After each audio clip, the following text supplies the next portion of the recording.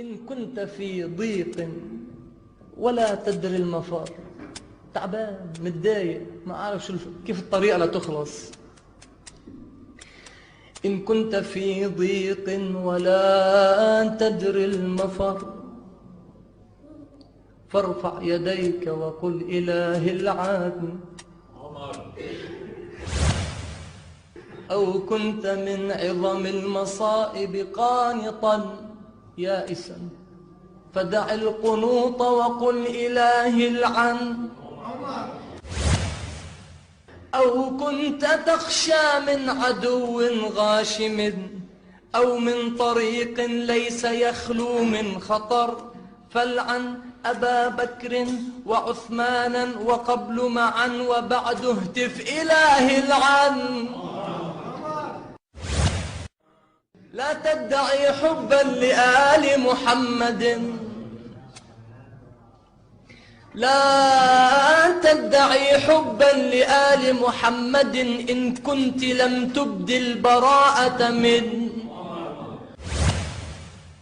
حب النبي وآله، مع حب من عاداهم ضدان عند ذوي النظر.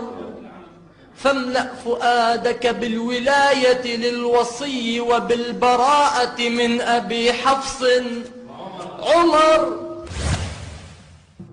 ابن العاص، هو أبو حفص كمان. فاملأ فؤادك بالولاية للوصي وبالبراءة من أبي حفص عمر. إن كان ما قد قلته يحلو لكم، صلوا على المختار والآل الغرار. اللهم صل على محمد وآل محمد وعجل فرجهم. معي تيسير من بريطانيا وهو سوري الجنسية. السلام عليكم. وعليكم السلام، كيفكم؟ إن شاء الله بخير. أهلا بك أخي تيسير. حياكم الله. نعم، عندي ولكم مقطع رابع أبيات أقول فيها الثورة في سوريا والبحرين.